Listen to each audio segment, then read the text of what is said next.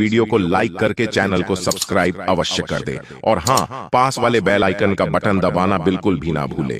तो दोस्तों, बसंत पंचमी कब है? इसको जानने से सबसे पहले जान लेते हैं कि मां सरस्वती का जन्म कैसे हुआ, बसंत पंचमी की पौराणिक कथा और बसंत पंचमी का महत्व। दोस्तों, वसंत ऋतु के आते ही प्रकृति का कण कण खिल उठता है। मानव तो क्या, पशु पक्षी तक उल्लास से भर जाते हैं। हर दिन नई उमंग से सूर्योदय होता है और नई चेतना प्रदान कर अगले दिन फिर आने का आश्वासन देकर चला जाता है।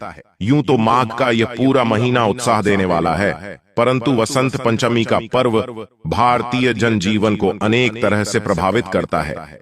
प्राचीन काल से इस ज्ञान और कला की देवी मां सरस्वती का जन्म दिवस माना जाता है। मां सरस्वती की पूजा के लिए समर्पित बसंत पंचमी का पर्व इस साल 14 फरवरी दिन बुधवार को मनाया जाएगा। बसंत पंचमी के दिन मां सरस्वती को प्रसन्न करने के लिए उनकी आराधना करनी चाहिए। खासकर विद्यार्थियों के लिए यह दिन बड़ा ही शुभ माना जाता है। जो भी विद्यार्थी इस दिन सूर्योदय से पहले जाकर स्नान आदि करते हैं और मां सरस्वती की पूजा करते हैं, मां सरस्वती उन पर कृपा बरसाती है, उनके मन को ज्ञान के प्रकाश के तेज से भर देती है।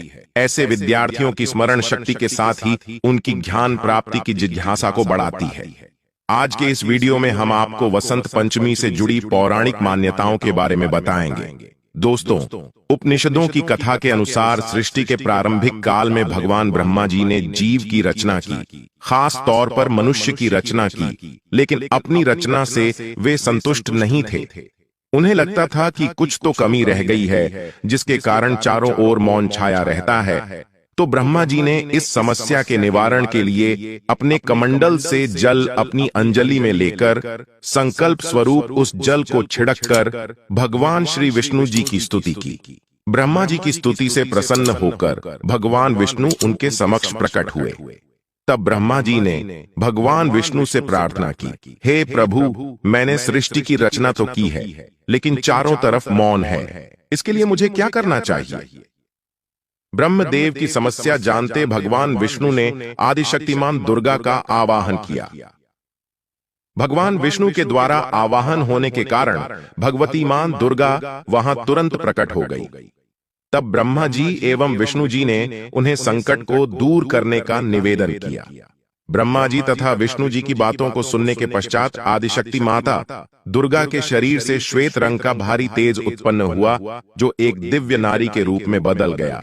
यह स्वरूप एक चतुर्भुज सुंदर स्त्री का था, जिनके हाथ में वीणा तथा दूसरे हाथ में वर मुद्रा थी। अन्य दोनों हाथों में पुस्तक एवं माला थी। आदिशक्ति मां दुर्गा के शरीर से उत्पन्न तेज से प्रकट होते हैं उन देवी ने वीणा का मधुर नाद किया। इस संसार के समस्त जीव जंतुओं को वाणी प्राप्त हो गई, यानी कि सभी सृष्टि के जीव जंतुओं को आवाज प्राप्त हुई। जलधारा में कोलाहल व्याप्त हो गया, हवा के चलने से सरसराहट होने लगी। इसी तरह समस्त सृष्टि को ध्वनि प्राप्त हुई। तब सभी देवताओं ने शब्द और रस का संचार कर देने वाली उन देवी को वाणी की अधिष्ठात्री देवी सरस्वती कहा, और तभी से मां को सरस्वती नाम से जाना जाता है। उसके बाद आदिशक्ति भगवती दुर्गा ने ब्रह्मा जी से कहा कि मेरे तेज से उत्पन्न हुई यह देवी सरस्वती आपकी पत्नी बनेगी। जय श्री लक्ष्मी श्री विष्णु जी की शक्ति है, पार्वती महादेव की शक्ति है, उसी प्रकार सरस्वती देवी आपकी शक्ति होंगी। ऐसा कहकर मां आदिशक्ति दुर्गा अंतर्धान हो गई। इसके बाद सभी देवता सृष्टि के संचालन में संलग्न हो गए। दोस्तों, मां सरस्वती को वागेश्वरी, भगवती शारदा, वीणावादिनी और वाग्देवी सहित अनेक नामों से पूजा जाता है। यह विद्या और बुद्धि प्रदान करने वाली देवी है। संगीत की उत्पत्ति के कारण यह संगीत की देवी भी मानी जाती है। जिस दिन यह मां दुर्गा के तेज से प्रकट हुई, उसी दिन को वसंत पंचमी के तौर पर मनाया जाता है। वेदों में भगवती सरस्वती का वर्णन करते हुए कहा गया है, प्रणो देवी सरस्वती वाजे भिवरजिनीवती धीनामणि त्रयवतु, अर्थात यह परम चेतना है। सरस्वती के रूप में हमारी बुद्धि, प्रज्ञा तथा मनोवृत्ति की संरक्षिका है। हमारे जो आचार और मेधा है, उसका आधार भगवती सरस्वती है। इनकी समृद्धि और स्वरूप का वैभव अद्भुत है। पुराणों के अनुसार श्री कृष्ण ने सरस्वती से प्रसन्न होकर उन्हें यह वरदान दिया था कि वसंत पंचमी के दिन तुम्हारी भी आराधना की जाएगी, और तभी से इस वरदान के फलस्वरूप भारत देश में बसंत पंचमी के दिन विद्या की देवी सरस्वती की पूजा होने लगी, जो आज तक जारी है। इसके साथ ही यह पर्व हमें अतीत की अनेक प्रेरक घटनाओं की याद दिलाता है। वसंत पंचमी हमें त्रेता युग से जोड़ती है। रावण द्वारा सीता के हरण के बाद भगवान श्री राम उनकी खोज में दक्षिण की ओर बढ़े।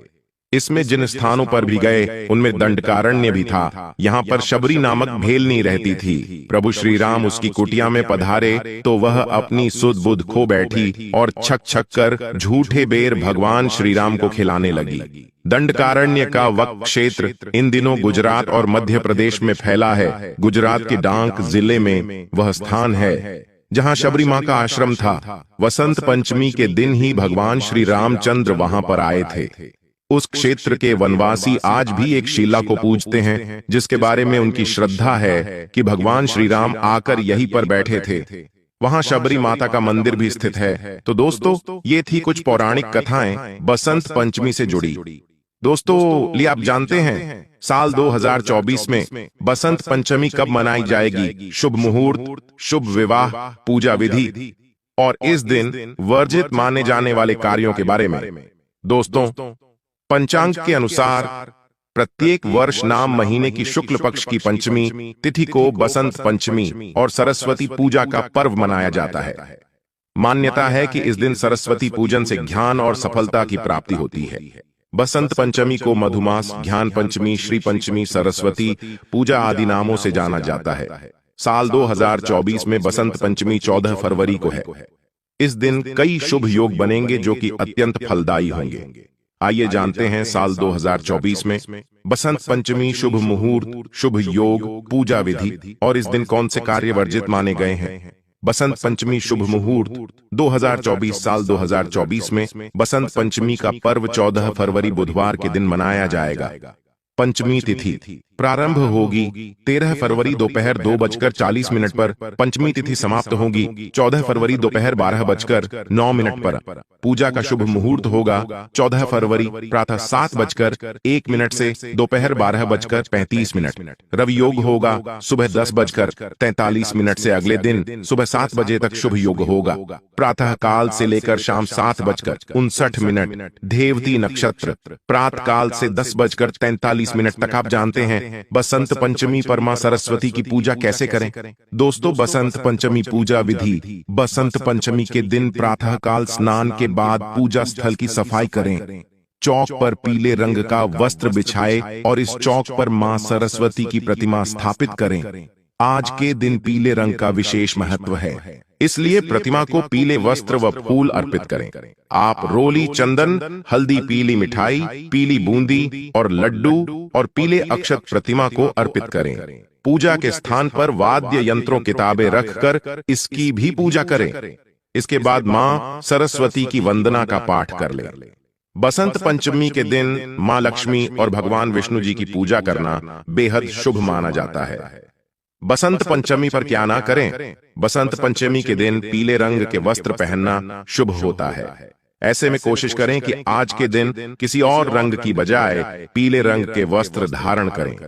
इस दिन बिना स्नान के भोजन नहीं करना चाहिए। शास्त्रों की माने तो बसंत पंचमी के दिन पेड़ पौधे, फसल और पौधों की कटाई, छटाई से परहेज करना चाहिए। बसंत पंचमी सरस्वती पूजा के दिन भूलकर भी क्रोध न करें और ना ही किसी को अपशब्द बोले।